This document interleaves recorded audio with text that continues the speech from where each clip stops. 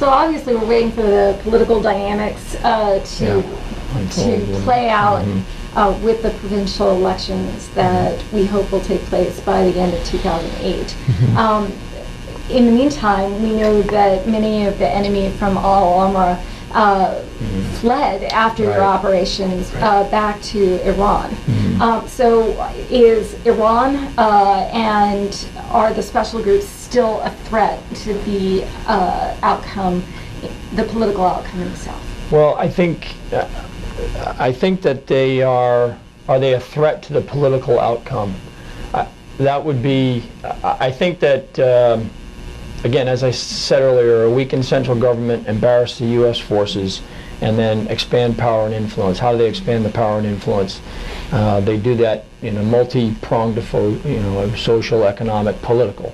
These elections coming up, I certainly feel that they are going to try to influence those elections. How they do that, I don't know. I mean, are they going to try to do it by an uptick in assassinations against the political leaders to spread intimidation and fear? That may be one approach. They certainly have tried that before. They may try it again. Could they try to wreck the election somehow to undermine its legitimacy? That's possible. I don't know what approach they'll take, but I do feel that they will try to influence those elections somehow and the political outcomes. I think that with the HVIs fleeing,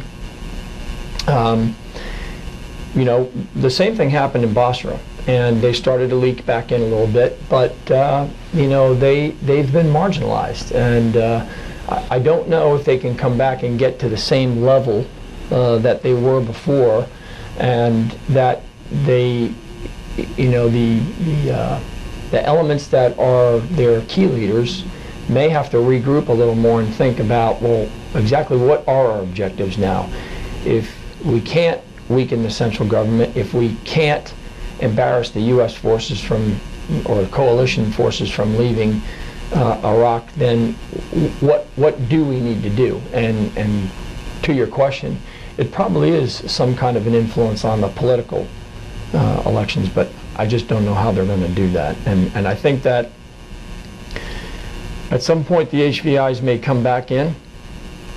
I think the question is, are they going to go back to their former position, or are they going to take another role and attempt to try to become part of the political apparatus? And so, because they could come back and not be a special groups leader anymore and attack. They could just come back and merge themselves back into the political or even the religious organizations, the tribal organizations, and then take their role that way.